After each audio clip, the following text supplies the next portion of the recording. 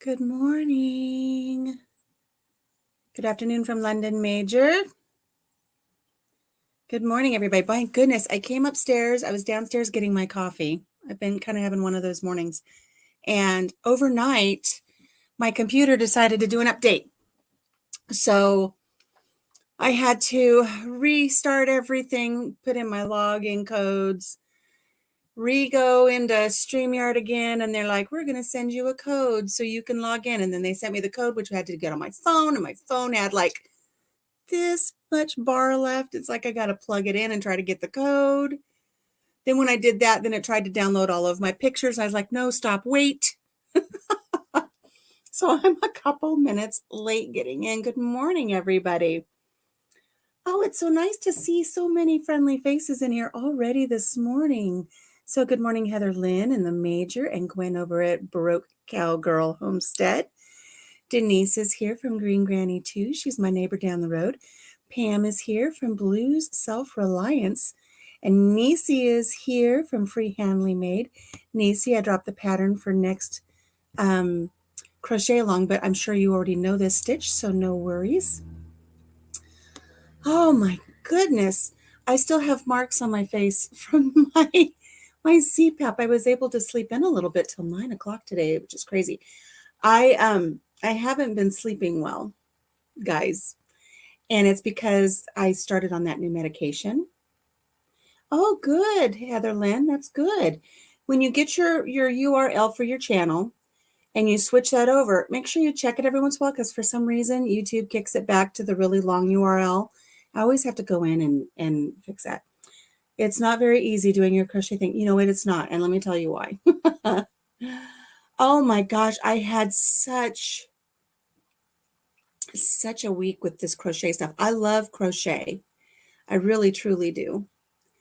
And so we started this crochet along. Nisi's in it, and Denise is in it. Lisa's in it from Yogi Hollow Farm. Good morning, everybody. Gwen, I believe, is doing it from Baroque Cowgirl. Go into it's in your settings there when you click on your sidebar in your channel. I don't know how off the top of my head how to explain to you. Well, happy birthday, Heather Lynn. That's wonderful. Happy birthday. Gwen, when you go into where your channel is, when you click on your actual channel on a laptop or a PC, on the left-hand side, there's going to be some options. And in there, I believe it's under customization or something like that. I'm not quite sure. Good morning, Laura from Hedgehog's Homestead. Anyways, let me tell you guys. So we had our first live for our crochet along for our heirloom Afghan last Thursday. And it went fairly well, except for the fact that my hands were awkwardly placed because of the camera. And you just, Gwen, I cannot tell you what we had to go through to finally work that out. But we did, and we had a live later in the week so that we could fix all of my settings and make it so that it would work through StreamYard so that my hands look where they're supposed to be. And Gwen Lisa says it does have to be done from a laptop. Hello, Frog Crochet. Good morning. Welcome to the farm. First time in. Nice to see you. So I'll tell you what, there's something different between doing selfies, doing regular video, whether it is portrait or landscape. It's entirely different than doing a top-down. I had to go through so many things with Lisa from Yogi Hollow Farm. She came up on a live with me in a private live, and we were working with it and trying to make sure everything was right. And everything looked great. But then when we did the live, my hands were upside down. And I know that for those of you who know the stitches, it's not that big of a deal. I know Nisi said that she listened in and she didn't really watch so much. She listened because she knows how to do the stitches. But when we get into these more detailed stitches, you're going to have to possibly see what's going on.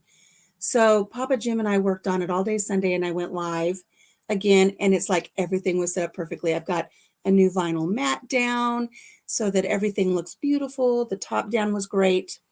I was very pleased. I think we were on for like a half an hour chatting. And Nisi's right. She was so true. It is difficult, isn't it, Nisi? You would think it would be simple. And I had somebody ask, well, what did you do when you painted those rocks? Well, it was from a camera over here off to the side, kind of bent forward. It wasn't a top down. And when I did the work, I kind of had to pick up the rock and tilt it towards the camera so you guys could see what I was doing. It wasn't the same. So Monday, I came up here into the work studio, up here to my craft room. And I set the camera up the way I had set it up to go through StreamYard. I did the same steps thinking, okay, now I'm going to do a bunch of crochet.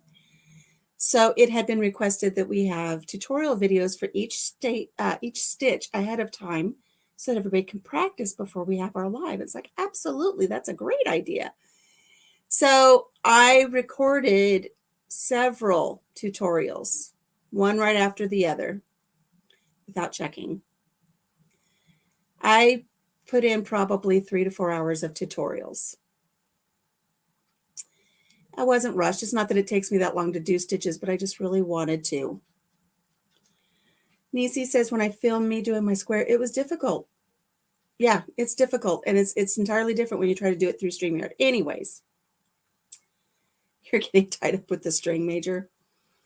I taught a woman one time, and it really was like trying to teach Chevy Chase how to crochet. She had, bless her heart, I tried so hard to teach her how to crochet. And I'm not kidding. She had her yarn like up around her glasses. It was like this was a jumbled mess, and it was stuck in her glasses. I don't know what she did, but it was a mess. Anyways, I did all of this recording for these tutorials, transferred them over to my laptop so I could start editing, and all of them were in the wrong format. All of them were portrait, not landscape. All of them were twisted funny. I thought that's okay. I'll just, in my editing software, I can either change the ratio or rotate them. Nope.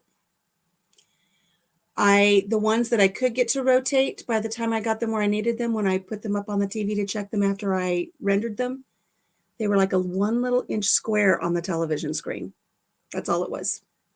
The other ones wouldn't even let me edit them. I was so frustrated. So frustrated. And so I came back up here and I started over, and I would do my top down, which is what I learned what it's called when you're shooting from the top down, straight down. I would do a top down. I'd look at my camera and make sure it looked right. And then I would do just a little test 1, 2, 3, test 1, 2, 3. Transfer it over to the laptop. Wrong. I'd make changes. Wrong. It just kept being wrong. I could not get it to work. And this setup that I have, it's got one of these, like a spring-loaded holder to hold your phone.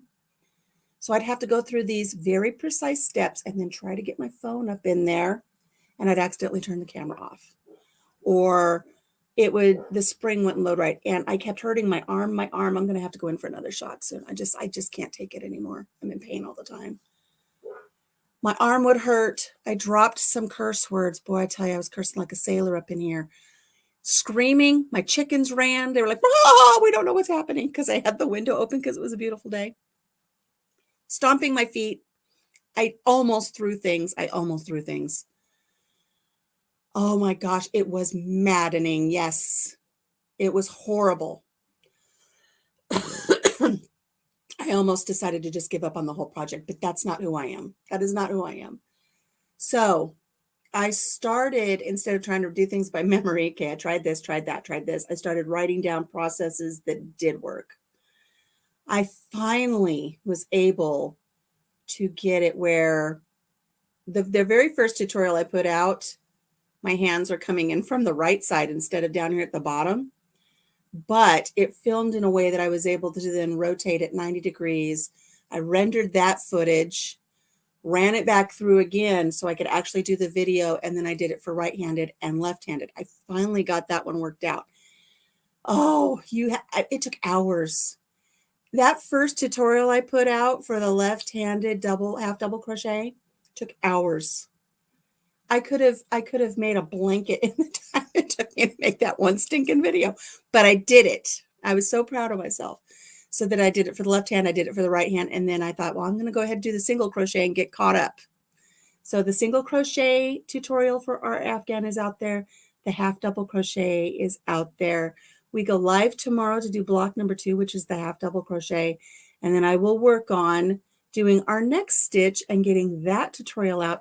So everybody participating will have the full week to get familiar with that stitch. It's a common stitch. You shouldn't have any issues. You probably already know it if you've crocheted before.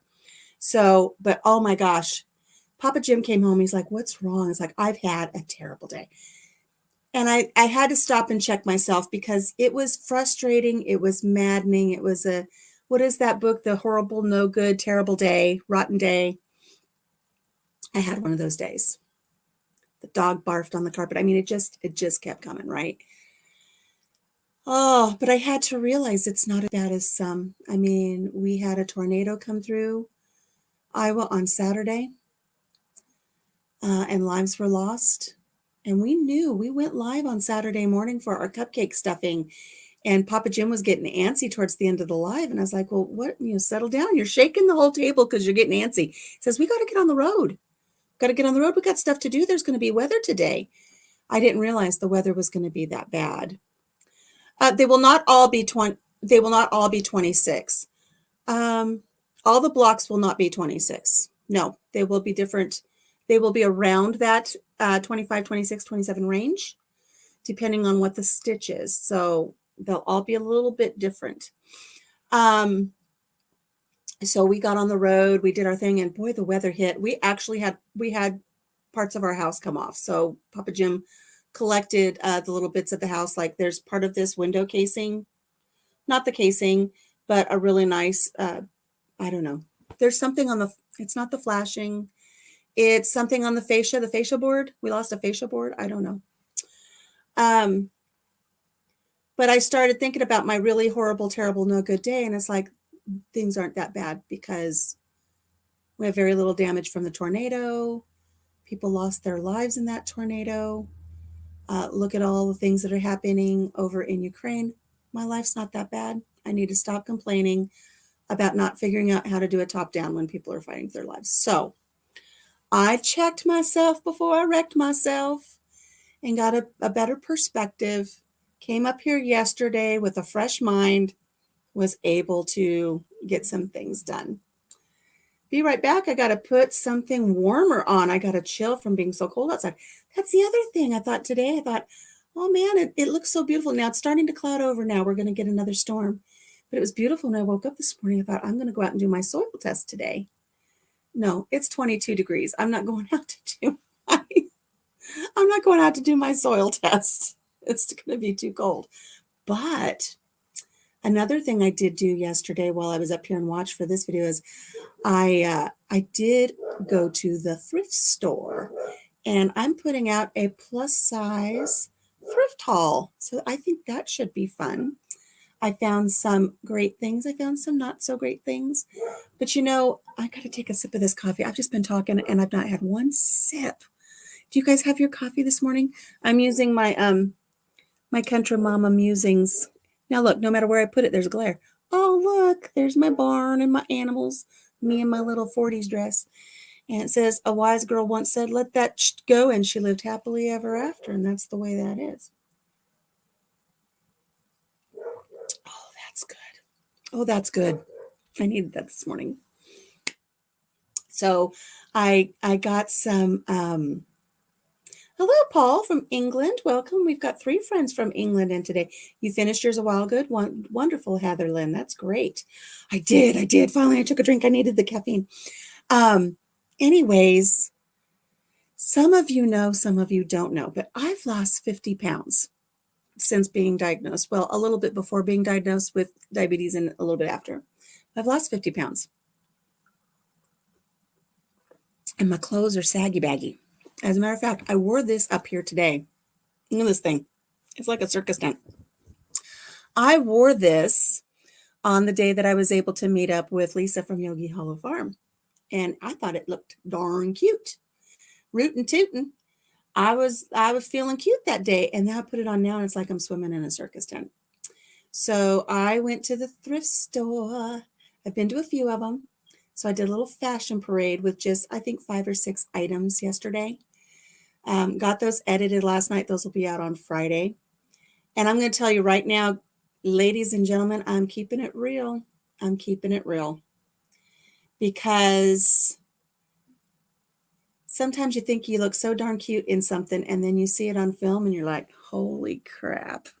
Thank you, Paul. Just tell me you didn't find it. If I lost it, please don't find it. That's the only thing. So I'm keeping it real, guys. I model the clothes that I got. I think some of them are darn cute. Some of them need a little work. Some of them I need a little work because I need another 10 or 15 pounds for them to look good. Oh, Pam, you went in the kitchen this morning and your jeans fell down. The other day I was wearing something. My husband goes, whose pants are you wearing? They're mine, but they're so baggy. I actually, and Lisa knows this. Lisa knows this because I confided this in Lisa. I knew something was wrong with me. I was so tired. I was so tired. And some of you may know I have a history of cancer.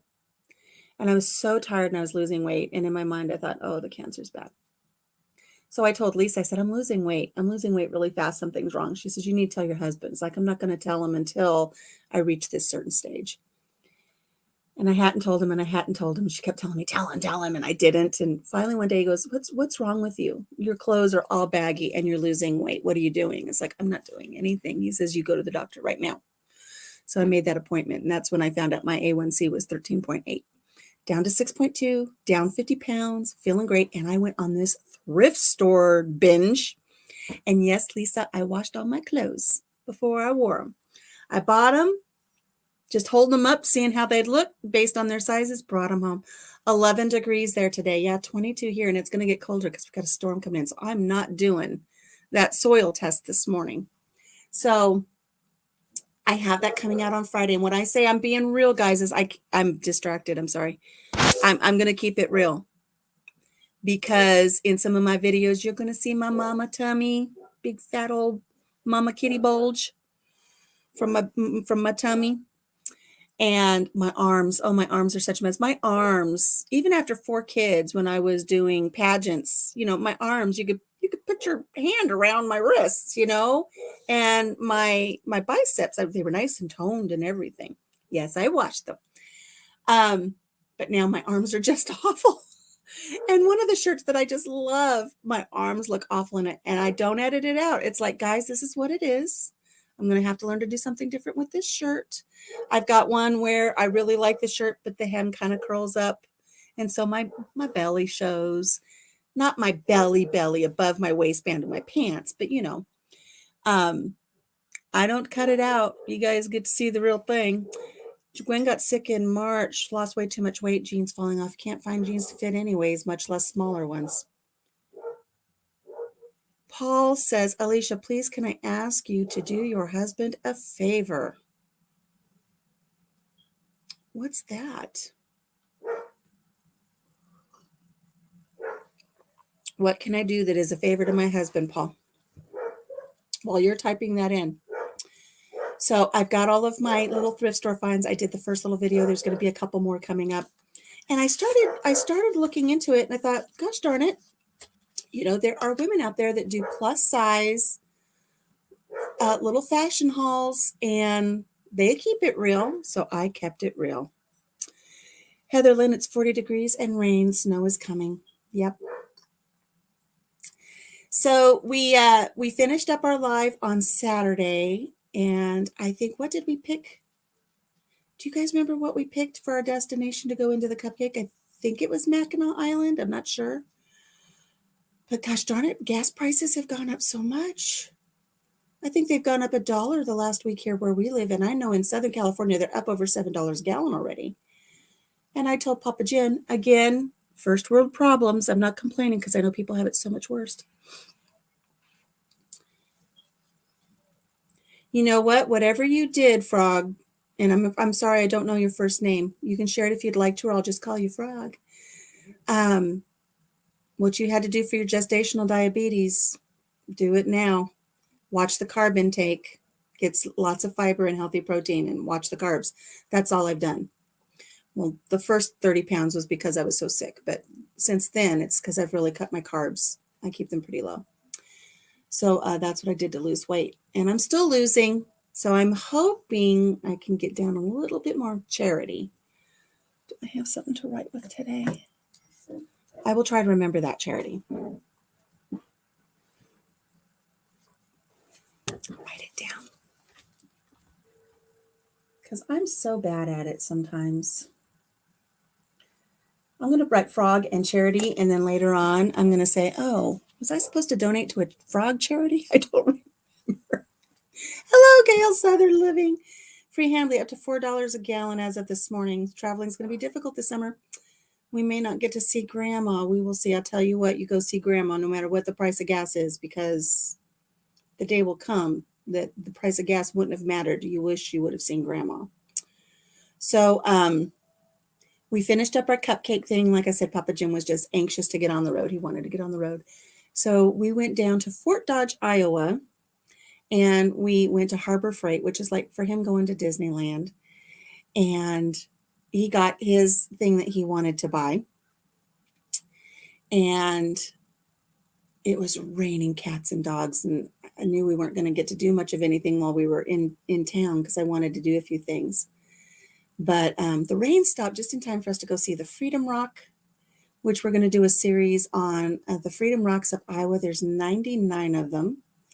And let me see if I can very quickly pull up a picture to show you. Now, since my computer did an upgrade overnight,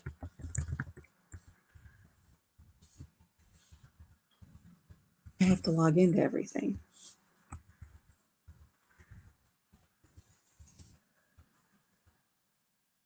And then I have to see if I can remember my passwords. Because sometimes, nope.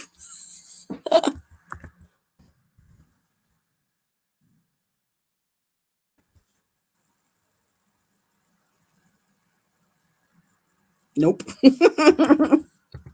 I hate that.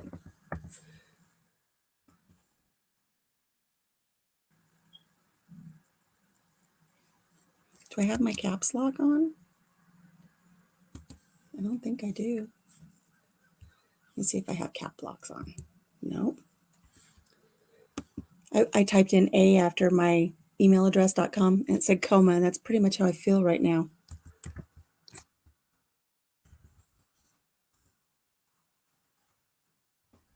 Wanted to show you this really cool picture that we got.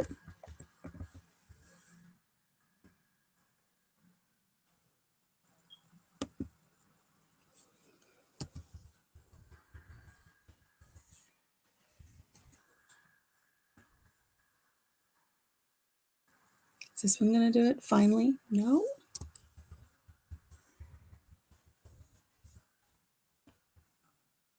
Don't you hate it when your computer starts over in the middle of the night and you cannot remember your passwords? I may just have to forgo this.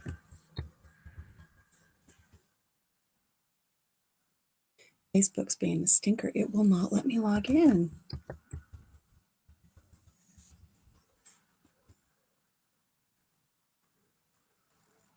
Oh, well, that's going to have to wait for another day. Gosh darn it, that's frustrating.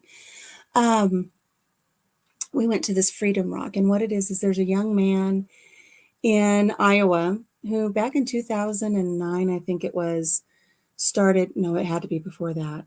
I have to do a little bit more research on him, but he started painting this big rock that local kids had done graffiti on and everything. And, ooh, is that a video I can share? I can share a video. Ooh, let me show you what this is. You guys are going to like this because I'm going to share this video.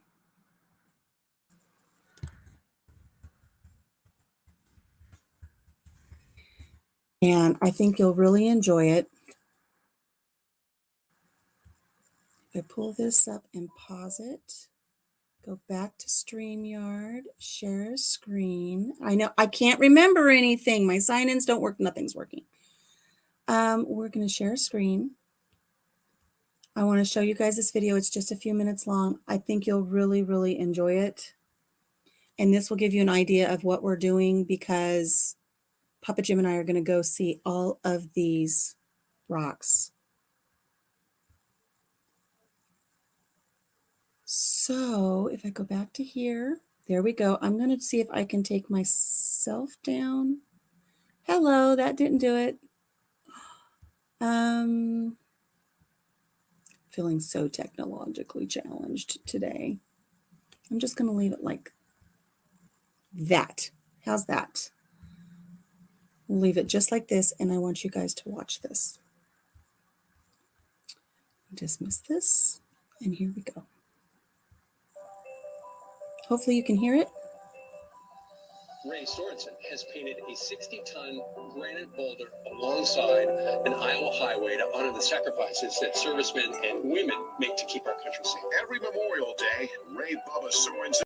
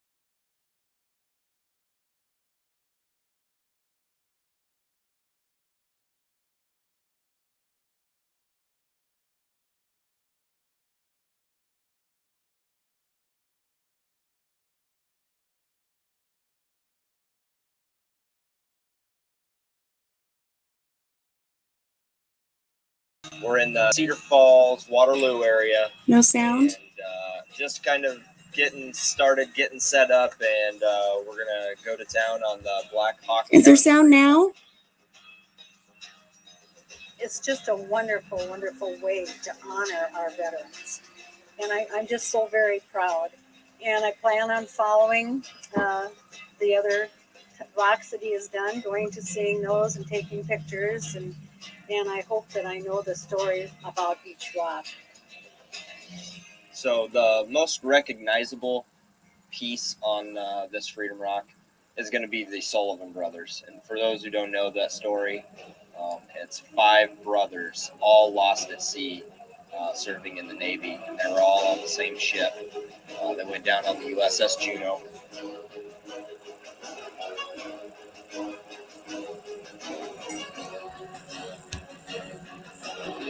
Being that happened in World War II, I think that some of these memories are fading and some of those stories are lost and not remembered. So I feel like it's very important to illustrate and kind of bring back to life, what happened in the Great War.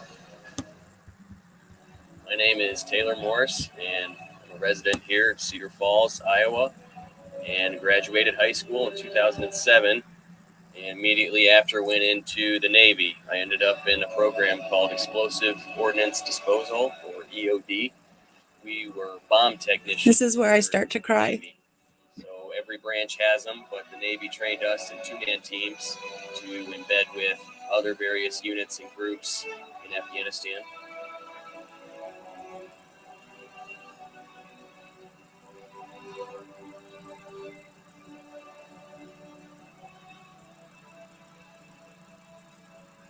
So May 3rd, 2012, we were just on a standard combat reconnaissance patrol.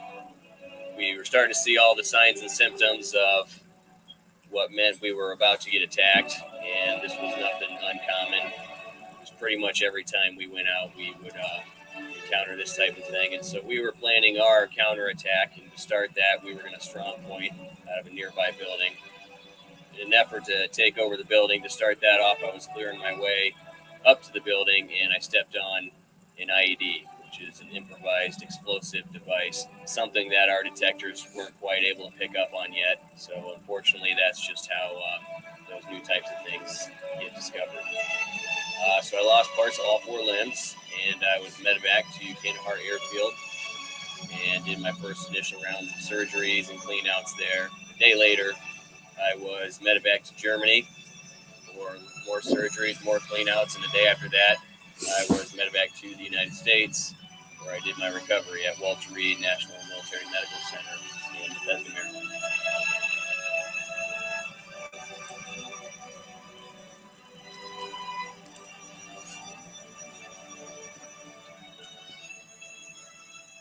So he married his high school sweetheart, and he's on the rock.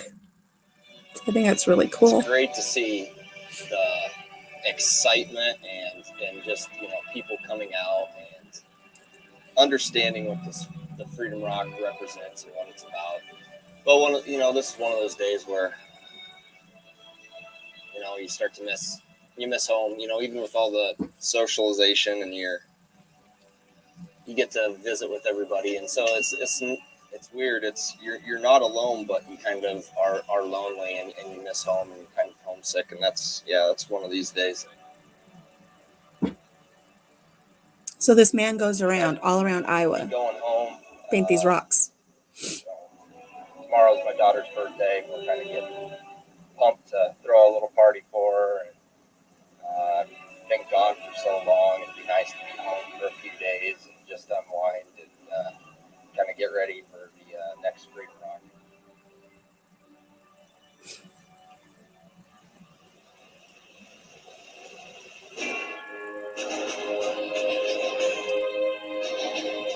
So I believe at this time, it says he's painted 50 counties in Iowa. He has painted all 99 counties now. Each rock is different. Each rock tells a different story. And so Papa Jim and I, we're going to go around and we're going to go to all of these different rocks and tell you about the stories. When we go to Waterloo, I'd love to meet that young man, Taylor. Oh my gosh, wouldn't that be something to meet him, talk to him, meet his wife? I'm proud to paint the Freedom Rock each and every year. I've made it my life's work to take that thank you statewide and nationwide in honor of our military men and women. Every flag has a rock. Every flag has a rock on it. So I wanted to share that with you. And then let me take this one down. Look, I'm just a ball bag here. Let me stop that screen. I finally realized I was putting in the wrong email for Facebook because I'm just that much of a dork today. Oh, goodness. Okay, so there's Papa Jim and I at the Freedom Rock that we were able to go to. Now look at the sky. The sky is cloudy, but it's still light enough that we could do what we needed to do. And it's hard to believe that on our way home, the rain hit and the tornadoes hit. And the tornadoes were a little south of this rock, but it was still under severe weather. My grandfather went overseas to the military, but had a non-fighting job. My uncle was at Pearl Harbor. He was on a subtender, and he was also in the battle at the Coral Sea. And yeah, I'm sorry. I can watch the video until they get to the guy who lost all 4 of his limbs, and he looks like he had such a great outlook on it. I don't know why I tear up every time, but every rock is different. And, we've driven by these rocks before. And it's like, oh, cool, there's a Freedom Rock. As a matter of fact, we have one that's probably less than 4 miles from us. Papa Jim passes it every day on the way into work. And we've stopped and looked at it. I stopped with my niece and looked at it, but I didn't really look at it. You know the difference, like, do you see me or do you see me? I've seen the rocks, but I haven't seen the story behind the rocks. So Papa Jim and I, we stopped at this rock here. This one is in Fort Dodge, Iowa. I'm not going to tell you what's on the back side of this rock. That's its own story. But on the front are these two men that, the saying, all gave some and some gave all. These men gave all. And one has the Medal of Valor and the other one was that the Gold Star, the Bronze Star. I'm learning about the medals as we go. Again, another flag. This flag on this one is very unique. I don't know if the other flags have this, but when I put my video together, I will share with you what is so unique about this flag.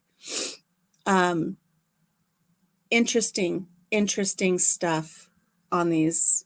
I'm really happy that Papa Jim and I are going to get to go. And, I know there's a better way to have this layout so that I'm not like all up in your face like this. But anyways, and then we bought beach cruisers. We bought 2 bikes. So Papa Jim and I are going to go on some bike rides. We were talking about it last week about buying some bikes, and we went to the Walmart down there in Fort Dodge and they had bikes on clearance. We got really nice Huffy beach cruisers with 7 gears, Shimano gears for half off, 50% off. And they're both women's bikes. So I told him, I said, nobody's going to care that you're going to ride a woman's bike. They are so well done. They are well done. Those rocks are so well done. Take another drink of my coffee.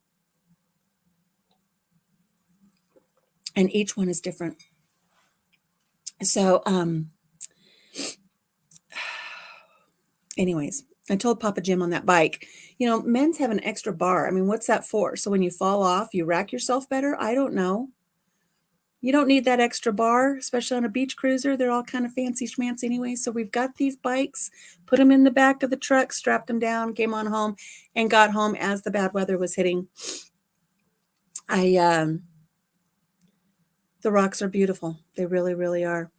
I shared with Lisa and I shared with Jim that I think we weren't home very long before we turned on the guy we watched for weather, and reports started coming in that people were already dying in this storm that hit us on Saturday.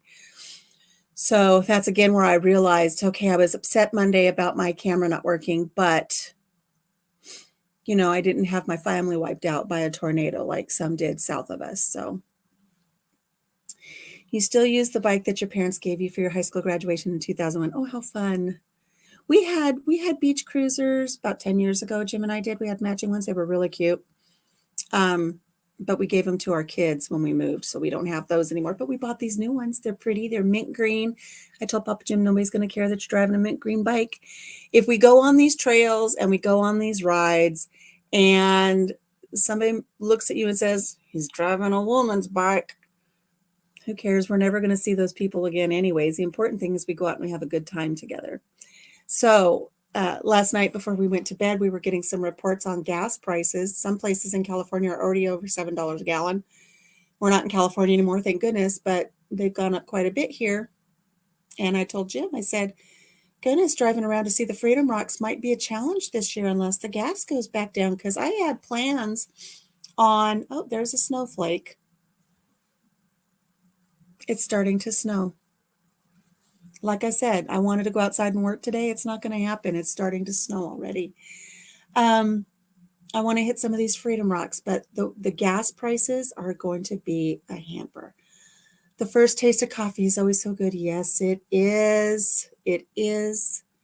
So, so that's what we've done with our week. We did our piñata stuffing, and that's another thing. I told Papa Jim last night, I said, gosh, with these gas prices, we might do this 26-week fund stash for us to go on this trip. And we might not even be able to afford to go on this trip with the gas prices the way they are.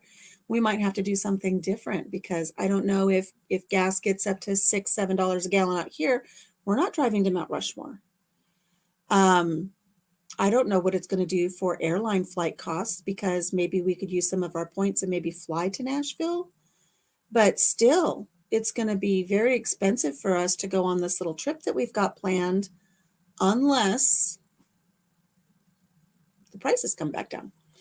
So we're going to have a plan B. It might be where gas prices determine where our destination is, not the spin of the wheel like we've been doing. So it might be where we end up just driving a few hours and finding an Amtrak station and jumping on an Amtrak. That might be what it ends up being, because gas will just prohibit us from taking the road trips like we want to. Oh, we have so many cool road trips planned.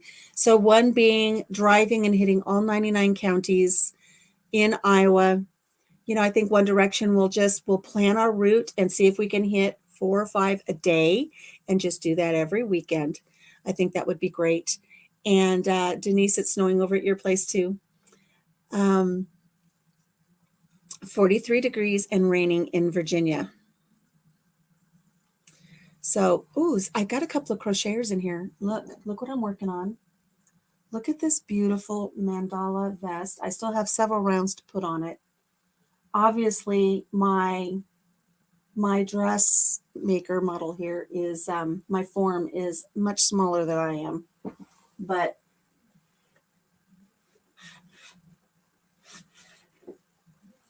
as this comes around, this will smooth out the mandala. But isn't that pretty?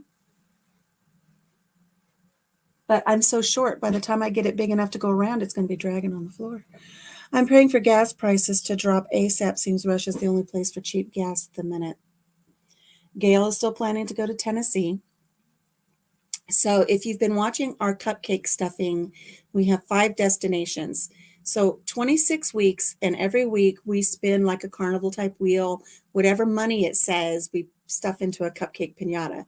And then after 26 weeks, we'll bust open the piñata and count the money out and tell you guys how much we got, because we're not even keeping track.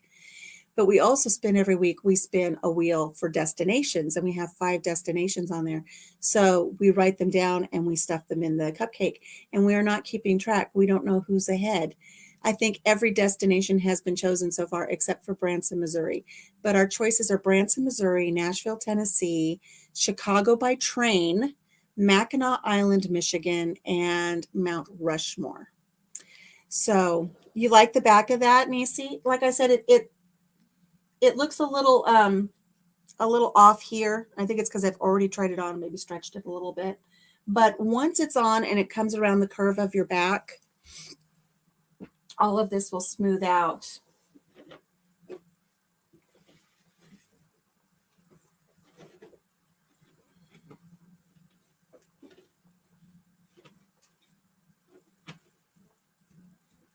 All of that will smooth out, and it'll be really pretty along the back. It won't bunch up. It'll just be really nice mandala across the back. And I like this pattern because big, beautiful armholes. Look at that. Your armholes aren't all bound up. And I'm working on it so it will come around and I'll have a nice little brooch to pin it in the front. And then it'll have a little scoop hemline. Really, really cute. So I'm working on that. But I don't know what we're going to do for our trips. Do you guys have any trips planned for the summer? I know that Gail said she's planning on going to Tennessee. Free Handley, thank you, Nisi. Free Handley's talking about going to see Grandma. Got to go see Grandma. You always think there's enough time. I'll share with you guys that, well, maybe I shouldn't share it that way now that I told you just go see Grandma. But there was a family home hit by that tornado, and a woman lost her mother. So the grandma's gone. Her husband is gone. Not the grandma's husband, the woman who was there. A family was visiting. It was a woman, her husband, and 3 kids. I thought there were 4 kids, 3 kids. Woman, her husband, 3 kids came up to Iowa to see her mother. And their house took a direct hit from this EF4 tornado that hit on Saturday. Do not smash the thumbs up, please, people. Your keyboard will thank you for stroking the thumbs up instead of smashing it. It's keyboard abuse. Yes, stroke that thumb. Don't smash it. Stroke it. kindly. Anyways, that house took a direct hit, and I guess the mother grabbed the baby and ran into the pantry, and the father scooped up the other two kids. I think they were, I don't know, 3 and 5, and ran somewhere else with them, and the tornado hit the house. And so they lost the grandma, the dad, and the 2 kids that he had. The mother's in severe condition in the hospital, and the baby has just been released. So in a matter of moments, that woman lost her mother, her husband, and 2 babies. And that's why when I was sitting here so frustrated about my camera, it's like, get a grip, Alicia, because people have much more important things to deal with. And this is minute compared to what people are dealing with in the world right now. You can get over this stupid camera thing and realize that you've got a lot to be grateful for. So Charity says she's planning a beach trip to meet up with your husband's cousin. That would be fun. That would be fun to go to the beach. I haven't been to the beach in a while. If we go to either Mackinac Island or Chicago, that will be a first for Papa Jim and I, because neither of us have seen any of the Great Lakes. And they're as big as an ocean, and they have beautiful little waves that come in. It'll be just like going to the lake. It is heartbreaking, Macy. Yeah. We had some tough tornadoes. I think they tracked one tornado for 163 miles, I think. But, and we're expecting more weather. But you know what? I've had some people say, I don't know how you can live there. How can you live there with tornadoes like that? That's awful. Well, we put up with the snow and we put up with the tornadoes. But I'll tell you, where we live, we do not have any poisonous snakes. That's a big plus for me, because when we lived in California, we had the diamondback rattler. We had sidewinders. And we had close calls with them before. We've had some very close calls with poisonous snakes. There are no poisonous snakes here, so I don't have to worry about going out on the farm. I've run into a little garter snake before, named him Stanley, but I didn't have to worry about Stanley hurting me. And here, we don't have poisonous or venomous spiders either. I shouldn't say poisonous for the snakes. They're venomous. Let's get my stuff correct. There's no venomous snakes. There's no venomous spiders. When we lived in California, we had black widow spiders. We had the brown recluse spiders. My son, when he was 3, was bitten by a black widow spider, got very, very sick. So here, if I'm working out in the garden, or when we had the barn, when I was out in the barn, I would see, the barn spiders, just like Charlotte's Web, making their beautiful webs. And I don't have to worry about being bitten by a spider and having some really detrimental consequences. So I don't have that here in Iowa, where we did. And when we lived in California, we had the snakes, we had the spiders, we had road rage. I don't experience road rage here, so I can put up with some weather to not have to worry about the road rage. But most importantly, we don't have the earthquakes here. And in California, we had earthquakes, and people say they'd rather have the earthquakes than the tornadoes. And here's where I differ. You're terrified of snakes. Yes. No poisonous snakes where you are either, Heather Lynn. It makes a difference, I'm telling you. When we lived in California, it didn't matter if it was a sunshiny day. It didn't matter if it was a rainy day. It didn't matter if it was windy. You never knew when an earthquake was going to hit. There was no precursor. You never knew. And we rode out some good ones. And where we lived, the valley where we lived, you could hear it long before it got there, and you could see the ground rolling. You could literally watch the ground roll and buckle as the earthquake was hitting. And so we had plenty of earthquakes, and we never had any real serious damage, but they shake you up quite a bit, and you never know when they're going to hit. Middle of the day, middle of the night. When you've got 4 babies in the house and an earthquake slams your house in the middle of the night, you scramble to get those babies to get under a doorway. And it was nerve-wracking. The Northridge earthquake hit us pretty hard. And we lived right on the San Andreas Fault, where we went on a hike one day in the mountains right above where we lived, and you could see the whole San Andreas Fault. We lived right on it. Not where I live. Now, if you do have the timber rattler up closer to the northeast part of the state, but not where I live. There are no venomous snakes reportedly where I live. It may be in other parts of the state, but where we are, the majority of Iowa does not have, according to the DNA, no, the DNR, the Department of Natural Resources, supposedly. Anyways,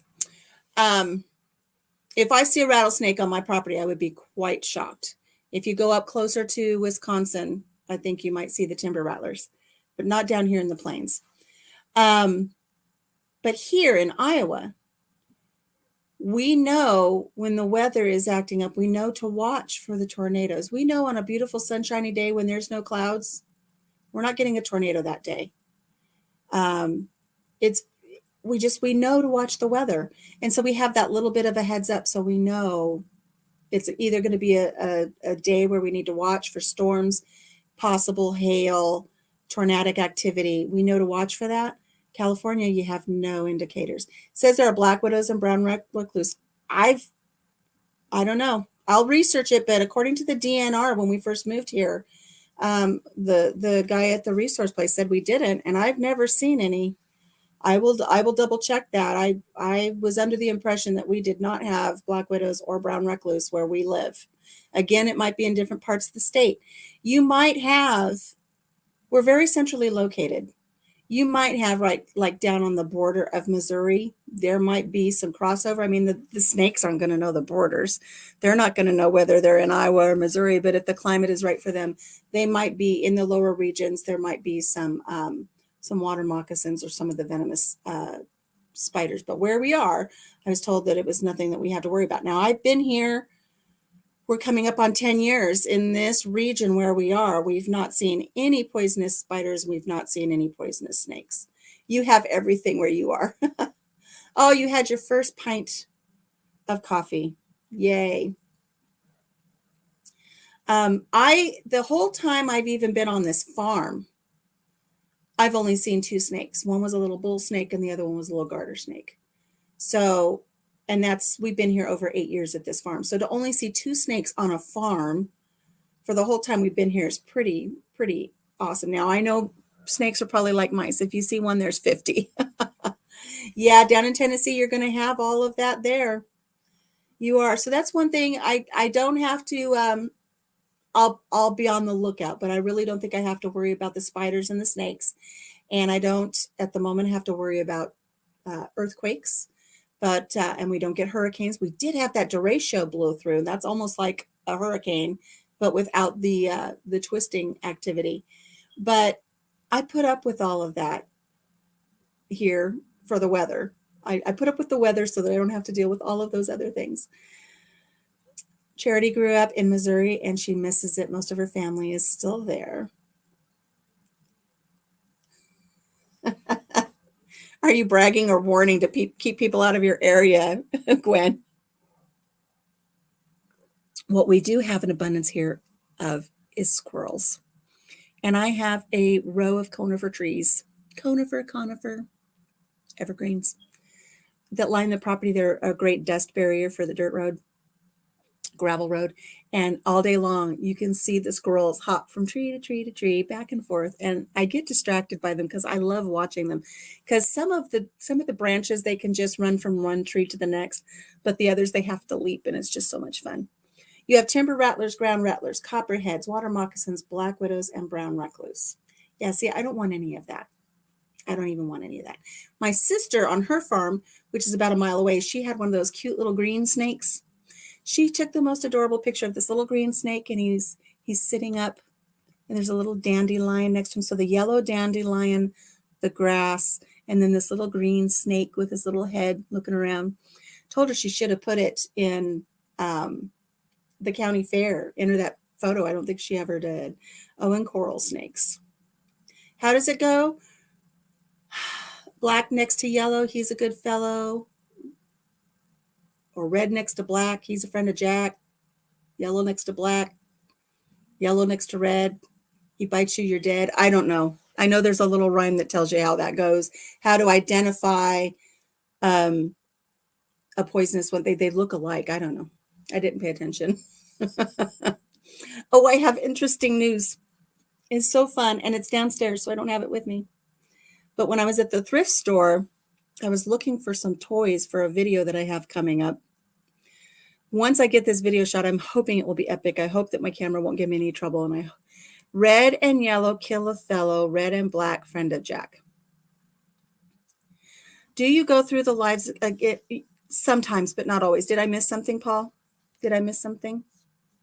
It's very possible I did, because once I start talking, I miss stuff. People ask me all the time, I know I was talking about something else now, I can't remember what it was, but people ask me all the time, why would we leave beautiful, sunny California, the land of palm trees and movie stars and swimming pools? Why would we leave California to come to Iowa? And I always tell them for the weather, and they look at me like I'm crazy. And then I tell them, I would rather live where there's cold weather than live where there's cold hearts. And that is very true, because California is not what you see in the movies. It is not swimming pools and movie stars. It is not where you drive down the 405 freeway and see movie stars in their convertibles and they smile and wave at you. That's not it. It's not. There's trash everywhere. There's road rage, carjackings, drive-by shootings. It takes a long time when you move to a new location to take the blinders off and actually dare to look at the car next to you without fear of some form of retribution. That's where we were living. So I'm very happy to be here. I'll get it and repost it. Okay, thank you, Paul. Was it the tip for my husband? Because I thought I looked for that and I didn't see it. Red and yellow kill a fellow, red and black friend of Jack. As a son who lost his mom to her 5th battle of cancer, I watched mom lose weight, and she did as you did. She waited to tell him until it was too late. If in doubt, get checked out. I did. You know what I did, Paul? I didn't want to scare him, because the first cancer scare, well, it wasn't a scare, it was real. My first bout with cancer, hopefully my only bout with cancer, it really took a toll on him. And I didn't want to panic and jump to conclusions until I had some, I don't want to say evidence. I wanted to see where things were going. It's not that I was scared to go to the doctor. I knew it was either one of two things by the way things were going, either diabetes or the cancer was back. But what I wanted to do is I get on the scale and I put a number in my head. If it gets to this number, I'll schedule the appointment. If not, maybe it was just a fluke thing. So, but I never did make it to that number before he noticed and said, you get into the doctor. And I did right away. And I told my doctor, I said, it's either one of these two things. And luckily, isn't it crazy that I say luckily, but luckily it was diabetes instead of the cancer. And so she ran my cancer numbers. They were slightly elevated, so we're keeping an eye on them. But it was the blood sugars that was big. But I try to protect him, I guess, from having him stress out too much until I know what's going on. Now, if it would have been really evident to me that it was the cancer coming back, if I would have had abdominal pains and things like that, I wouldn't have kept it from him. I wasn't keeping it from him. I just didn't want to alert him until I had some evidence of what was going on. So, and I'm sorry about your mom, Paul. I truly am. I understand that that's the thing, though, isn't it? Cancer doesn't just affect the cancer patient. It affects the entire family. And I look back over some of my pictures, and I tried to keep a really good sense of humor through my entire journey. I was always goofing around doing silly things because I didn't want it to be this big, heavy cloud. And I look back at some of the pictures of my poor husband. There's pictures where he just looks like the weight of the world is on his shoulders. And I didn't see it until I saw the pictures, you know? I didn't see it. I thought he was holding up really, really well. And then I would post some pictures and people would say, oh, poor Jim, he looks awful. And it's like, oh, I guess he does. And he did end up in the hospital. And I remember sitting there. They'd actually pulled the curtain. They were going to do something. I don't know why they made me sit on the other side, probably to protect me. But I heard the nurse whisper to the doctor, his wife has cancer. So this is probably, it's probably just a stress-related thing why he was in there. And it was. Yeah, glad it wasn't cancer again. I understand what you were doing. My father was the same with mom, first battle, but made her promise not to keep anything back. Um, I told my son, I told my son, I didn't tell my husband, but I told my son, I said, you need to know this is happening. If something happens, you need to tell dad this is why. But right now I'm keeping it off of dad's plate. But I did tell my son. And I do that. You have a date with Lisa in a few minutes. Okay, Gail. Um, you saw a few pictures like that with your dad. Yeah. And it's crazy how, even though it was my diagnosis, I tried to protect him more than I tried to protect myself. So that's what I was doing in this instance. And so I called and was like, woohoo, it's only diabetes. And so we've changed our eating here. And I think he's lost 20 or 30 pounds. I'm down about 50. And it's not that we didn't know to do that before, but we love our food. We love our sweets. We love to treat ourselves. Good morning, Tiny Tim. But I just had to cut back. So for instance, before I even came up here to spend my morning with you guys, I had a chaffle for breakfast. And it's a waffle made out of egg and cheese. So there's hardly any carbs in it, with peanut butter and a half a banana. It was really good. Have to run, Alicia. Leaving you running, ran your playlist tonight. Oh, thank you for running my playlist. Love you. Thank you so much. Have a good time with Gail. I probably won't be on too much longer. I've got, things to do. I started making a mandala, another vest, like this vest back here. And so, ouch. Oh, see, I hurt my arm. Here's the mandala, but the armholes are not the same. It's not the same pattern. And I did it with an acrylic worsted weight yarn, and I was told by the pattern that I could, but I don't like it. It doesn't drape nice. Maybe, oh, look, see, here's the armholes. They're not very forgiving like these are. This is a lighter weight yarn. So today I will be taking this out. It is gorgeous, but it doesn't lay right. It's very heavy. I found another pattern. I'm going to be disassembling this. And this is where I told you, Nisi, you get those really good double chain knots. They're great. Good luck getting them out. So I'm frogging this entire piece of work, and I found another really nice shawl that I'm going to be doing, and I'll be utilizing all of the yarn for that. But I don't want to get too many projects on my list because, you guys know I have like adult attention deficit disorder, right? And I don't know if, yeah. But one of the shirts that I tried on for my little plus size fashion show that's coming up on Friday, it's a really, really cute little cotton shirt, but the ends curl, the hem curls. So in my video, I say, I don't like that. I think I'm going to crochet a nice little lacy. So I was just playing with my crochet thread.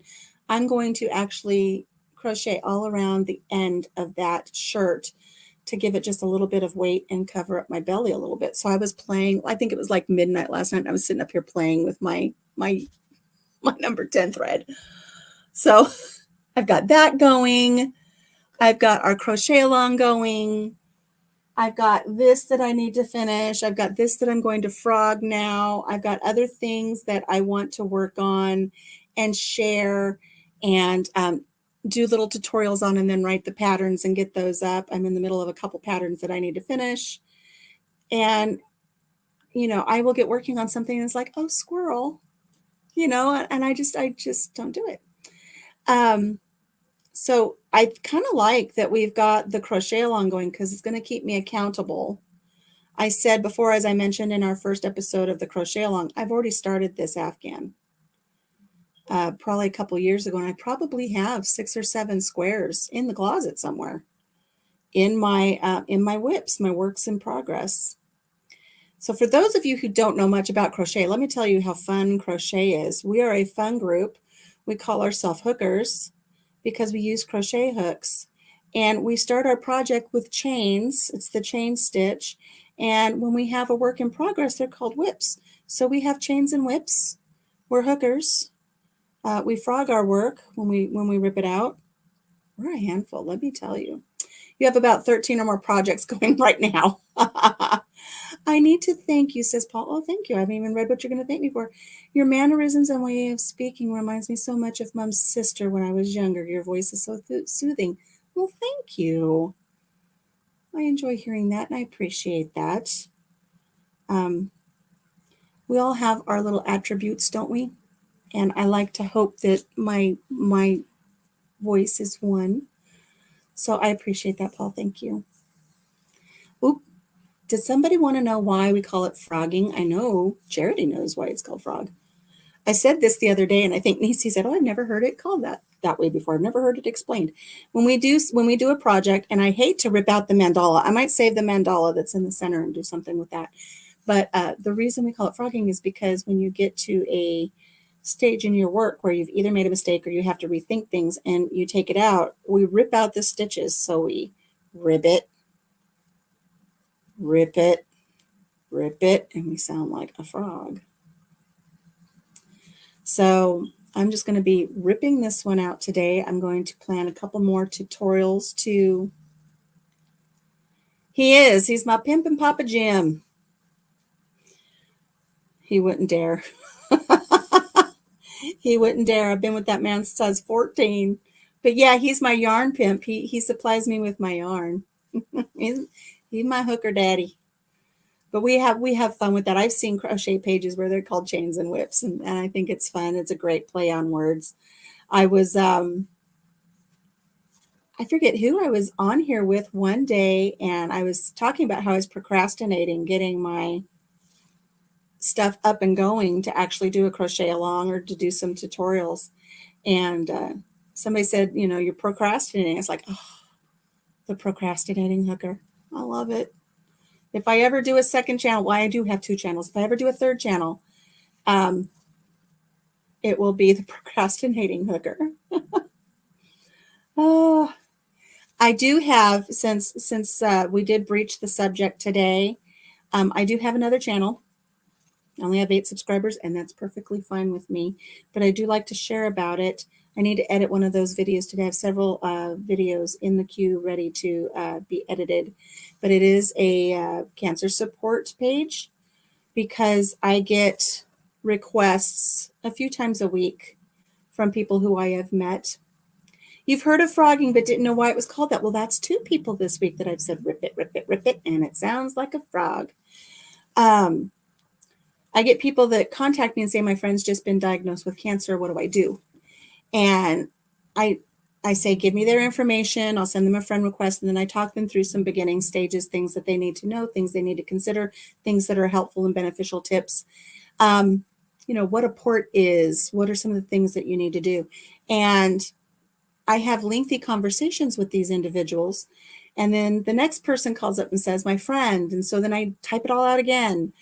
So I thought, I'll just make some videos with some tips, some tricks, some support, friendly face and voice. And when somebody calls me or contacts me and says my friend was just diagnosed or my mother was just diagnosed, I'll say, here's this channel. At your leisure, watch it, have your friend watch it. It's got some tips, some heads up for things that they may experience depending on their diagnosis. Some of it's pretty universal.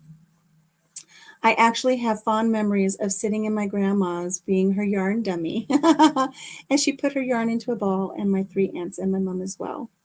Aren't those great memories? Isn't it amazing how something so simple as a little ball of yarn can bring you happy memories like that? Paul, I did a video the other day of just my granddaughter and I sitting in the kitchen snapping beans and laughing and having lemonade and just snapping beans so that we could make Papa Jim some soup. And I'm hoping that's one of the memories that will stick in her mind long after I'm gone, was that she can say, I went to my grandma's farm and we sat in her kitchen after we picked the green beans. We sat in grandma's kitchen and we snapped the green beans and just sat and laughed and drank lemonade, making grandpa soup. So, but yeah, I have, that's something else that I have on my little list of things to do, is I have a beautiful yarn bowl that I painted in a ceramics class. I'm going to bring that out so I have it for my yarn. But also I have a cake winder, a yarn cake winder. And it's so soothing to just sit and watch. I don't like the balls. I don't like the balls. I like to make my yarn cakes. And so I have a little winder that actually makes these beautiful little yarn cakes. And I'm going to set my camera up and just like, no words, no talking, just maybe a little ASMR.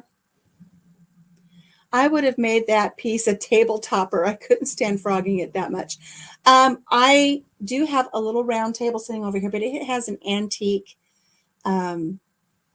needle point on it, little embroidery needle point. So I won't be covering that up. But you know, I'll find something to do with this. Like I said, I might just take the armholes and the trim off, and I might leave the mandala, and I might use the mandala for like a centerpiece on a large table, because it is a lot of yarn. I've got several. My sister and I used to watch my Nana make frosting flowers near Easter time for a friend who owned a chocolate shop. Oh, how fun, Heather Lynn. You know, Papa Jim not the other day, before my diagnosis of this diabetes, he bought me a whole cake set because I was getting it. If you guys want a laugh, go find my cake video. I made a cake from a cookbook. It was so old, and the cake was delicious. And then I did a frosting recipe, and I follow the recipes the way they're written, and it wasn't specific on the order of things or how to do it. I just did it. And the frosting was awful. I'm literally scooping frosting into my hand and slapping it on the side of the cake like I'm spackling. It was like a spackle job. Oh, we had so much fun. My best friend was here. We were laughing. You'd like to see the yarn winder? I will get my yarn winder set up, and I think we'll do some yarn cakes because I just love threading the yarn through the little catchment system. And then it's just a crank, and it just makes these beautiful. This is the end of it, but it just makes these beautiful wound cakes. Isn't that lovely? And then you just pull it from the center and you do your work. And I'm going to do a video on, for those who have yarn cakes, I've got a really neat trick for keeping your yarn cake nice while you're working on it. Because if anybody knows, if you don't have a yarn bowl and you have either cakes or balls of yarn, when you're working on it, if you drop it and it rolls across the floor, you got to go chase it. And if you have animals and it's picked up cat hair or dog hair or debris off the floor and you don't want it to get dirty, you know, so I've got a really neat trick for keeping your yarn cakes nice. So I will get the yarn. Maybe I'll do that today since it's kind of snowy and lovely out. Maybe I will just do some yarn cake videos. I'll set it up to some really nice. I have a beautiful clip of music that I like to use, and it is the Tibetan singing bowls. So I think I'll see if I can do some video of making some yarn cakes and set it to the music of the Tibetan singing bowls and just have it be like a really nice ASMR relaxing video. So how about that? I'll do that for you, Tim. I'll see if I can do that today. Heather Lynn says, we would be at their house every Saturday when we were little while both my parents worked. Oh, that's so neat. Gotta go, meeting with a friend that's going to help me get some things set up for my channel. Wonderful. I will come over and I will subscribe to your channel and I'll show you a little love. Thank you for letting me join you. I love my yarn winder. You are welcome here anytime, Charity. I do my coffee chats on Wednesday. We're going to do the crochet along on Thursdays. So tomorrow we have a live crochet along. Stop in, see if I was able to get my camera set up without throwing something through the window. And then on Saturday, Papa Jim stuffs my muffin, which is my piñata for our trip that we're going on. And then on Monday nights, which I don't know how many more I'm going to do, but Monday nights, we have our Country Mama quickies. So I have a quickie with a guest on Monday nights, and it's just a rapid fire interview. So if you get a chance, stop back by. I've always got something going on, but yes, have a safe day. Very cool. Love that blue. Yes. Isn't that a beautiful teal? That's my color. See, this is my warrior tattoo for ovarian cancer, and it's upside down, but I'm not going to try to flip something over to make it work. Oh, good morning, Marlene. See, everybody knows I have a terrible time with names. I know it's Marlene, I believe. Oh my gosh, Marlene, have you stopped in lately to see us stuffing that cupcake, stuffing our piñata? It's getting exciting. We're 10 weeks in. And we've got, oh my gosh, I don't know how much we've got stuffed in there, but that is a really fun budget thing. I don't know if you're doing it yet, but if you are, Oh my gosh, it's so much fun. Snow Gardener, she's in with everything but the budgets, but she has a budgeting channel. She has so many neat things going on with how to budget your money, how to put it away in certain categories. I really enjoy it. It's very, very relaxing watching her with how she does all of her budgeting. I really enjoy that. On behalf of Papa Jim, please don't destroy the window. It'll be another house chore he'll have to repair. You know, it's so true. It's very true when you see that meme that goes around that says, when your wife says, I've been thinking, and it's like, oh, the man knows it's another task. I hate to say it anymore because every once in a while I say, you know, I've been thinking. He's like, oh God, what now? What now? Oh, but you know, I had one of those moments a couple of years ago when I was standing outside and I was looking at our old garage. The garage, according to the assessor's office, is from 1902. I'm sure it's been upgraded several times since then because we do have a concrete floor in there. But I told him, I said, I was looking at the garage one day and I said, I've been thinking. He's like, oh crap. You should see what we did in 5 weeks with that garage if you haven't seen it already. Oh my gosh. She's on the night shift, so she's missed most of my life. That's okay. As long as you know that you inspired me to do it and we're still going strong after 10 weeks, stuffing that money into, we like to say that Papa Jim stuffs my muffin because it's a cupcake piñata.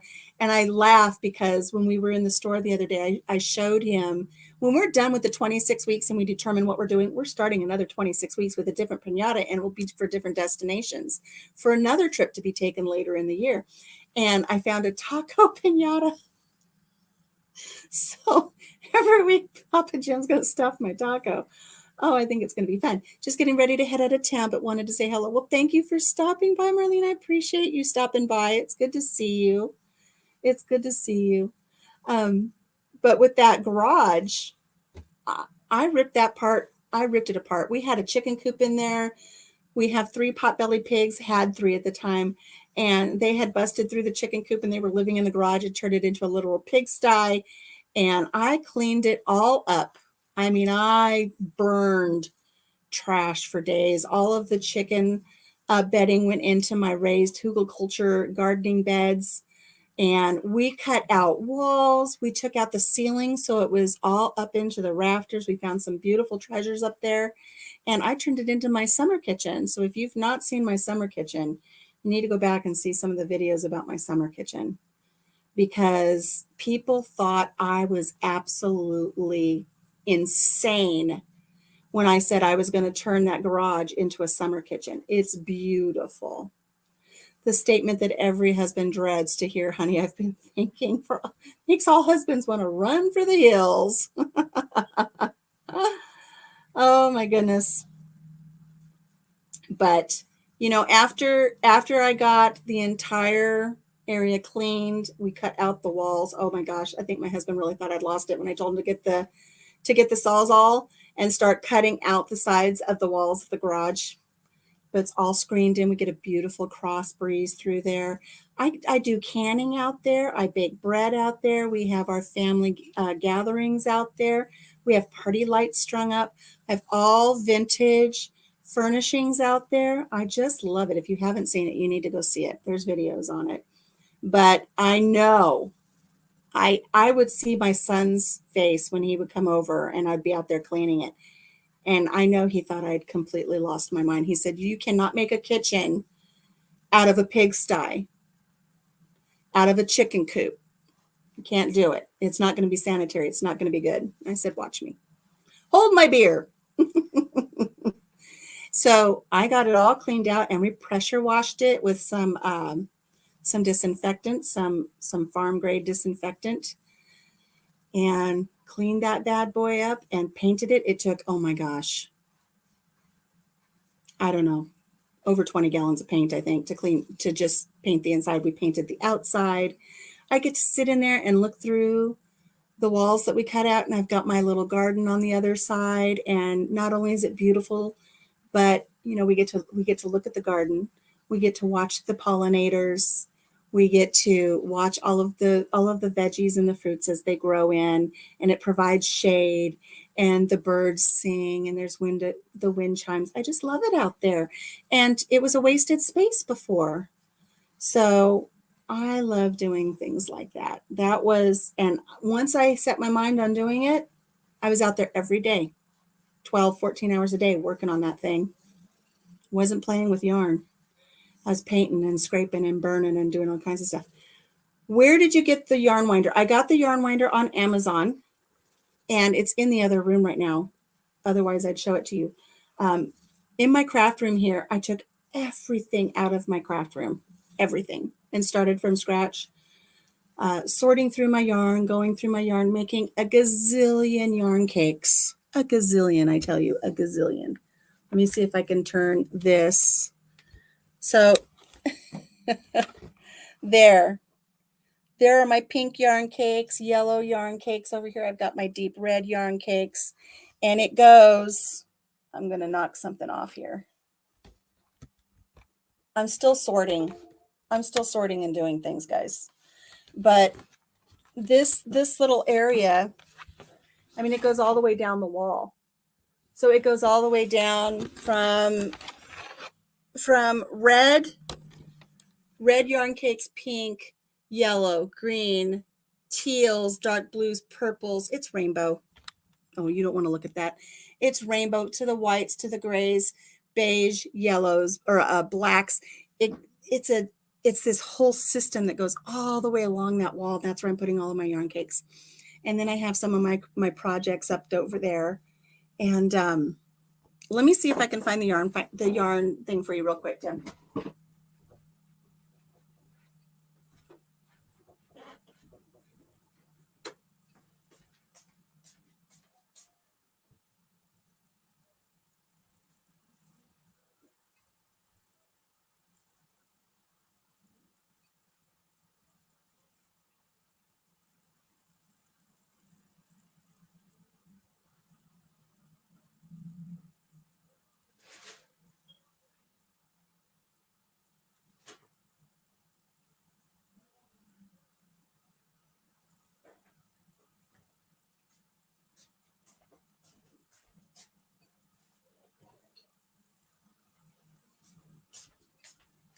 I'm coming back.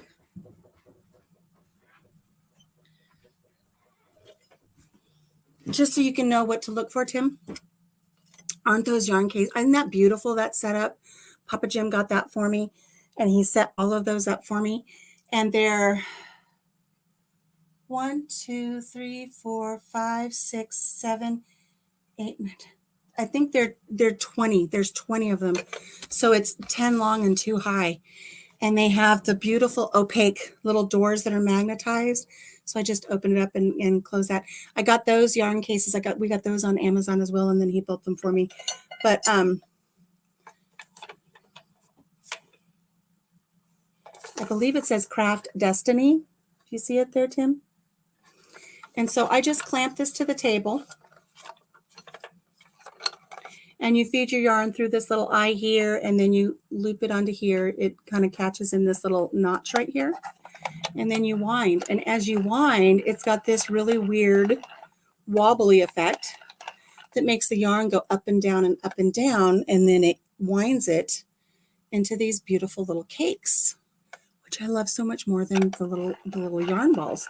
So I thought I would just set this up and just nice and slow, just wind my yarn and have some beautiful music going. I hope this worked, but it's a picture of Mom's yarn winder she had on Amazon. I don't see a picture. I don't see a picture, Tim. I'm not sure you can share a picture in a live like this. And then this is a needle. See, this is a yarn cake. See what happens when you start working on it and it starts falling apart, but I have a trick. I'm going to do a video on showing you a trick on how to take care of that. But this is my yarn bowl. Look at my yarn bowl. Isn't that beautiful? Can you believe I painted that?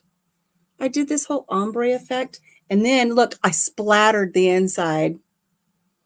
I was up in that ceramic studio acting like I knew what I was doing. I had a little brush and I was, like flicking the bristles of the brush so it made the paint splatter, and I did all the inside of it. Oh, look. I did it in 2018. I made it when I lived here in Iowa. I don't know what happened there before they fired it, but I turned it upside down and I started with the dark colors and I just did brush strokes and then I did a lighter color and then I did a lighter color and I got this really cool ombre effect and then splattered the inside. So I love my yarn bowl. So if nobody's ever seen how a yarn bowl works, you know, you put your yarn in it, obviously. Thank you. And then you take your string out and you put your string through here like this. And then as you're working your yarn, it keeps your yarn from falling out and going all over the floor, and it just gives you a nice thing. Now, if you had a few little different ones, you could feed them through here if you wanted to. But, you know, I could pick up a yarn bowl for, you know, 20 bucks somewhere. But I painted that one at a bougie little ceramic place, and it cost me like $45. Oh, how about emailing me? Oh, Paul. Paul emailed Tiny Tim. So, yes, it's a beautiful bowl. Thank you. And Paul says, I'm talented. Thank you. Ooh, gosh, look at the compliments coming today. I'm talented and I have a nice voice. I will share with you, Paul. Do you know I used to do radio? I did. I used to work for KATY 101.3 FM. I used to do commercials. So, you know, that's pretty much it. I'll probably see if I can continue frogging today. My mandala thing that's not going to work, unfortunately. I think if I were like the individual who put the pattern out, if I was like 5'9" and 110 pounds, it might work on me. But being that I'm fluffier than she is and short, I didn't get height from my mother. I'll tell you that. My mother was 5'10". I don't know why she didn't share that, but it's just not the pattern for me. This other one made out of, this is a 3-weight. It's going to be a little bit more flowy. It's not going to hang as heavy, where this one weighs like a big heavy sweater. It's just horrible. Tim, I can try. My kids call me a PC idiot. Oh, it took me months to type it out. And I figured my kids were calling me and laughing at me. Oh, I am not technically, I hear you, Paul. I am not technically savvy at all. It's why I struggle so much with all of this. You should see that when I first did my first videos for YouTube, I had to learn how to work the only editing program on this laptop that my son put on for me, who lives 1,700 miles away. And he put Vegas Pro 16 on it, which I didn't know anything about the video tracks, the audio tracks. I didn't understand anything. I had to play with it and just learn as I go. You're short and fluffy, real fluffy. I'm fluffy. I'm not as fluffy as I used to be, but I'm still very fluffy, and I think I always will be, and that's okay. Because, you know, on those cold Iowa winter nights, you got to have something to snuggle up to. Got to have something to keep Papa Jim warm at nighttime when it's cold here in Iowa. And if I was, you know, 98-pound soaking wet, I don't think you'd have much to snuggle up to. So we'll see, though. I mean, I'm not intentionally trying to lose weight. It's just these different dietary changes and medication stuff. Oh my gosh, you guys, I had to talk to the pharmacist. I think I shared with you guys last week about what the one medication was doing to me. They put me on a statin because I guess my triglycerides are up now. Fluffy isn't as fluffy as he used to be either. I'm fluffy. All of us, we're going to be like the fluffy bunch. My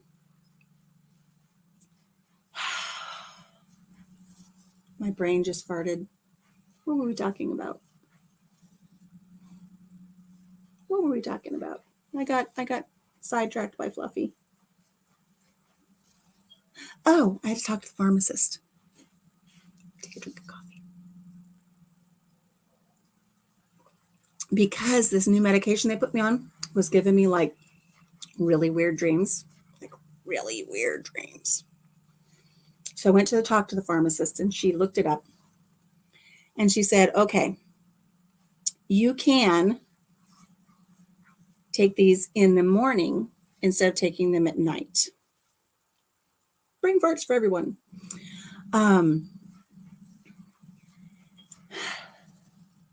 Weird dreams. So I don't have to take this medicine at night anymore. She said I can take it in the daytime. And I said, okay, good.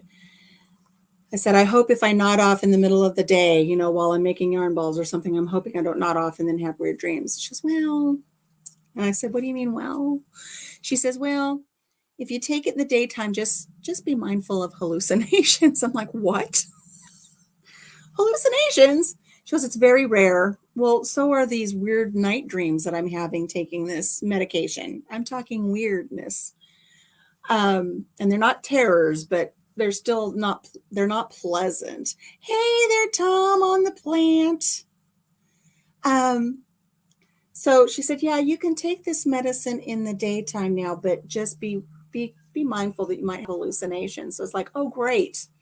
So I had to tell Papa Jim on Sunday, I took my first one during the daytime on Sunday. I said, hide the car keys and hide the baseball bat and secure the firearms because I don't know what this medicine is going to do to me. But it didn't seem to bother me at all. So I would really rather not take them. So I think with the dietary changes and maybe a little more exercise, maybe I won't have to, but I hear once you start them, you have to stay on them. I don't know. But I'm really looking forward to some bike rides with Papa Jim. I'm looking forward to spring so I could go back out into my summer kitchen and do some things out there. We'll be doing a spring cleaning. We did a spring cleaning last year in the summer kitchen. We'll be doing it again and we'll be recording that and getting all of our vintage stuff in order. Very happy to see that my girls have started laying again. So they're through with their molting season and I'm getting eggs back in the nesting boxes. So we're going to put in some fresh straw for them and get them going with that.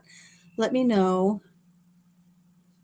You guys are working out your whole email address there. You guys will get it.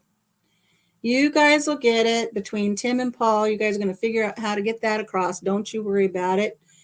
And yeah, don't use that word. That's not very nice for yourself. Oh, girl, bring on spring.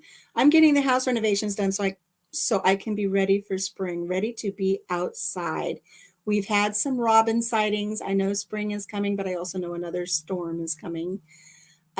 Good for the farmers. And I'd rather have the snow than the mud, but we'll get through that too. But I'm so looking forward to getting back out into my summer kitchen. The only bad thing about my summer kitchen is I cannot go live out there, but I can record videos. So I do have some videos of there's a video on my channel and it's just wind chimes and just a scene of the summer kitchen. And so if you're ever looking for something to just put on, help me with my watch hours, by the way, and just listen to the birds and the wind chimes. It's a really nice little scene from my summer kitchen. So I am really close to having I don't know, I think I need less than 50 subscribers to hit my 1K, and I only need like 600 or 700 watch hours. Not very much at all. So help a hooker out, would you? play my playlists. But I have one from the summer kitchen that is the wind chimes on a beautiful day. And then I have one that is when it's raining and you can hear the thunder. And I've just got the rain coming down in the garden. So pretty, but it's from inside my summer kitchen. Really, really sweet. Oh, thank you for looking it up. That would be great. I like having the relaxing videos. My best friend and I, when she came out last year, we went to Pella for the Tulip Festival. I'll be taking you guys back again this year. We'll go to the Tulip Festival. I don't know. There's 300,000 or 400,000 tulips that they plant in this little town. It's just amazing. We'll go there again this year and I'll get some better footage. Plus we'll see the Freedom Rock that is in that county. And, but last year when I went, I took some of the footage and I slowed it down in my editing program. And then I added the singing bowl music to it. My friend said, people aren't going to watch that. You need to do this. And you know what? My singing bowl one has more views than the other one. So I will be doing some more slow-mo. It's so beautiful to just sit and listen to that Tibetan singing bowl and see the tulips are just swaying in the breeze. I love it. But this next time that we go, since I will be vlogging now some of our travels, we'll see about taking you up in the really big windmill. They have a canal that's kind of like all set up like Amsterdam. Everybody's wearing the wooden shoes. Now, last year when we went, they had a lot of the restrictions in place for social distancing. So they weren't dancing in the street. But I went a couple of years ago, 2, 3, 4 years ago, and I danced in the street with all of the Danish dancers. And we're going to have a lot of fun. We're going to have a lot of fun. We'll show you where to eat when you go. We'll show you what to do. Oh gosh, I hope, well, it won't happen by then. I was going to say, I was hoping I would have a drone. I want to get a drone. Not that I know how to fly one and not that I know how to do anything, but I would really love it. Do you have a fire pit? I want to build one this year. I want to cook with my Discada outside. We have a fire pit. It's not a pit per se, but it is a fire pit. Papa Jim had seen this fire pit on another channel. He goes, I really like that fire pit. And so for Father's Day last year, I got the fire pit for him. So it's in front of our summer kitchen. It's in that video. It's just a really nice, it's really nice above ground round fire pit. It has the railing around it, almost like you find it at a bar, to put your feet up on. So you can sit there in your chairs and put your feet up on this bar that goes all the way around the fire pit. And it has, this is another thing I really love about it. It has a grill so you can cook over the fire pit, and it's on a swivel arm. So you can swivel the grill top out of the way, feed your fire, swivel it back in, or if things are starting to get a little bit too hot, you can swivel it out of the way a little bit. I like to take my solar oven. I have a solar oven that I bake in, or that I roast vegetables, I bake bread, I've made muffins, I do all kinds of stuff in this solar oven, which if you haven't seen how that works yet, it's amazing. I put that solar oven on that swivel grate, and when I'm baking my bread or something, as the sun goes overhead, you have to reposition the solar oven to follow it. So I have it on that swivel arm grate. And so as the sun moves, I can just swivel that sun oven with ease on top of that fire pit. And I do a lot of my baking out there. One year I was able to get, what did I have? I had beets and a buttercup squash and baby red potatoes from the garden. And I chopped all those up, put them in a baking dish, and put them in my solar oven. And they baked outside while I was doing other things. They were so delicious. And this year I'll be doing a dish for you guys. It's from Nepal, and it's called baldat. So delicious. Hairball. I normally, like, if you put something in front of me, I have a thing about what food is named. If you put something in front of me and it's got a funny name, I don't know that I'm going to eat it. But once I learn about it and I try it, and it's like, oh, I don't know why I didn't eat this before. This is so delicious. But this is called baldat. And I have a 2-stack cooking system, little enamel pans.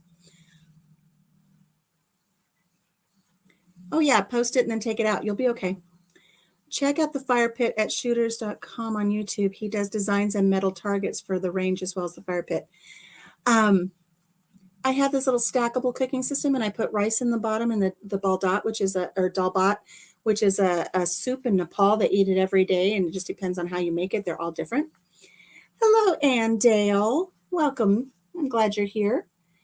Oh, it's such a delicious dish. I was really surprised the first time I tried it. It's like, this is a keeper. I'll have to cut back on my rice a little bit, but oh, it's such a wonderful dish. I'll be making that for you guys this year. But speaking of targets, metal targets, I had the Iowa Department of Roads stopped by one day, and they said, hey, we're doing some work on this ditch over on the next road. Do you want some fill dirt? And it's like good black soil. It's like, yeah, I'll take a truckload. They said, do you want just one? And I don't know how many I got. I don't know, 20 truckloads of dirt that they dropped off for my garden. And it's all piled up out back where I wanted to do a raised garden. And Papa Jim came home and he's like, oh, cool, thank you. And I'm like, what do you mean, thank you? That's for my garden. He goes, it's the perfect shooting range. And sure enough, the way that they put all of the stacks of dirt, it's like a horseshoe shape of dirt. and it's probably 10 or 15 feet tall. And so they've got all their little targets in there and they use it for their little pew pew range. Hello, Danny. You drive safe. I'm glad you're here. I'm watching this whole debacle about the email thing that's going on right now. Oh, well, I think, I had a weather report on downstairs. The TV's running downstairs, and the weather report is done. And now it must be on some type of Truckers Freedom Convoy, because I can hear the Jake brakes on the trucks down below. So just know that that's trucks. It's not my tummy. But I'm almost done with this beautiful ecru color. I still have to decide what I'm going to do with all this. I do have a really nice pattern I think I'm going to start. Gosh darn it, I have a fiber from my yarn tickling my nose. You guys hear it? You hear the Jake brake on that rig downstairs on the TV? Oh, well, guys, I think we'll wrap it up. We're a little bit over time that I wanted to do here, but I hope you are able to look into that yarn winder if that's something you're interested in for yourself or someone, Tim.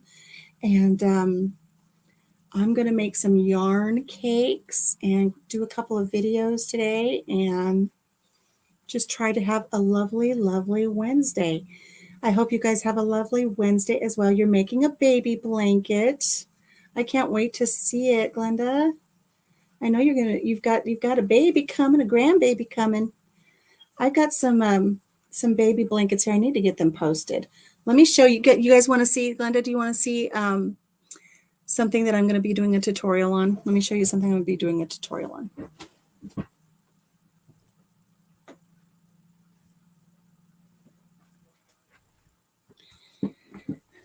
These are my loveys. Look, isn't it cute? Now I know you can do all kinds of patterns for loveys, but my loveys are unique. My loveys are unique in the fact that you can take the stuffed animal out and wash the lovey and not have to wash the stuffed animal. So the babies have a lovey that they can carry around and have something to love on. And then when they vomit on it or wipe their baby food all over it or wipe their nose with it, whatever, you can take this off and wash it. And then you can put the bear back in. It's very clever, I'm telling you, because you can't do that with a lot of them. A lot of them, the lovey's usually crocheted in and you have to wash the whole thing. What's great about this one, the way that I do this, is here's the bear. I can take the bear out. I can wash the lovey. Now let's say that you like the lovey, but then you get a new special teddy bear to love, and I don't have any sitting right here. You can then add the new lovey and you'll have a new bear or a new puppy or a new whatever you want in the middle of the lovey. So I'm going to work on my pattern so I can get my pattern up on Etsy. We'll do a tutorial as well. And then that way, if somebody wants to make these, they can. But what's really fun is you can do different types of loveys. You can have the same lovey and have different looks. Look at this little glowworm. Isn't he cute? He's in this really bright fluorescent-y lovey. And when you flip it over, look, there's all of his feet. There's all of his feet. And he's cute. But if you have a little one that doesn't like the lovey with the glowworm in it, you can take the glowworm out. And with this injured hand, I don't know if I can do this as easily.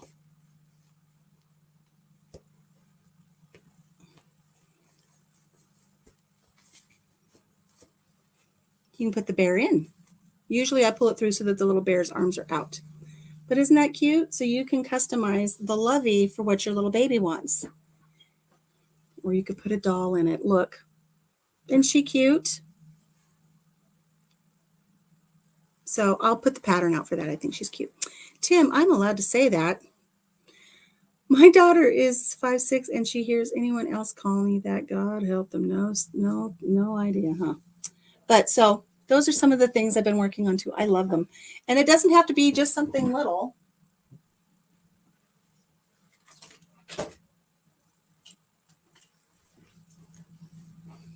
I mean, these are popular. Look at how cute this little guy is, this little baby giraffe. Isn't he cute? Isn't she cute? That's the thing though, is it's pink and blue. It can go either way, however you want. And she's in a little pink little lovey right now, but you could switch it out for a blue lovey if you wanted to make this for a little baby boy. But I just love these. And then these are the loveys I make where they're not interchangeable. But look at, this is my little penguin one. This is my penguin lovey. But see, when you wash it, you have to wash the whole thing. But safety eyes, little lovey. And here's the cutest part. Look. He's got little penguin feet. He's got little bumble happy feet. So I love making little loveys.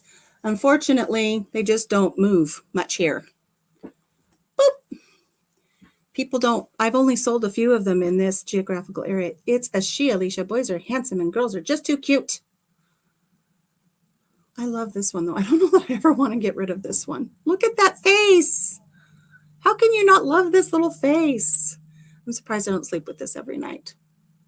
But I have got some really fun little bears that I like to use for these.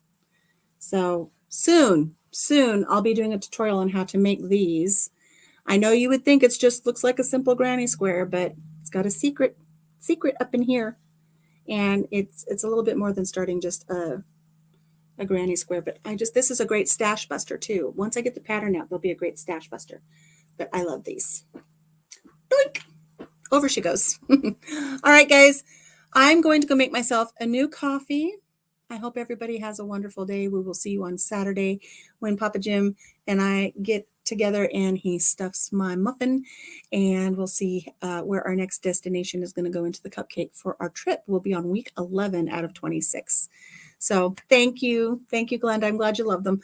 I love them too. So I'll see if I can put the pattern together. And I think I need to put some on Etsy for sale too. The hard thing is it's just I'm not next to post office, so it takes me a while to drive in and get things. And I haven't forgotten your other pattern. I do need to email that to you. We'll get that to you today. So, all right, guys, my goodbyes take forever. This one's lasting 6 minutes or more. But I will talk to you guys soon, either on Saturday or on Monday for a quickie. I don't even know who I have scheduled, if I even have anybody scheduled.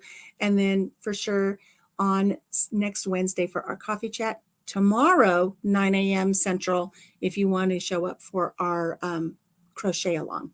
All right, guys. Yes, stay safe, everyone. Thank you so much, Paul, for coming in. Thank you so much, Tiny Tim, for coming in. It's nice to see you and Paul are going to be chit-chatting back and forth. Huga Homestead, you do this every time, CB. I was just saying goodbye, and then you always pop in. It's like you know. It's like you know.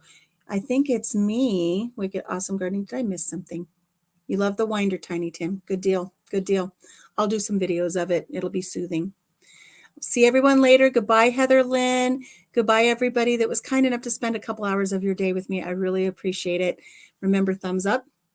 If you have somewhere to go and something to do, please put my playlist on. I need less than 700 hours and less than 50 subscribers to hit my next milestone. So we will talk to you. I'm glad you made it to say hi too. CB, I'm sorry. You always come in just as I'm saying goodbye. I'm getting a complex. I really am getting a complex. But we talked about a few interesting things. If you want to hit the replay and that'll help with my watch hours, that would be appreciated. Goodbye, Denise. And I'm going to say goodbye before I just ramble on forever. Bye, guys. Take care.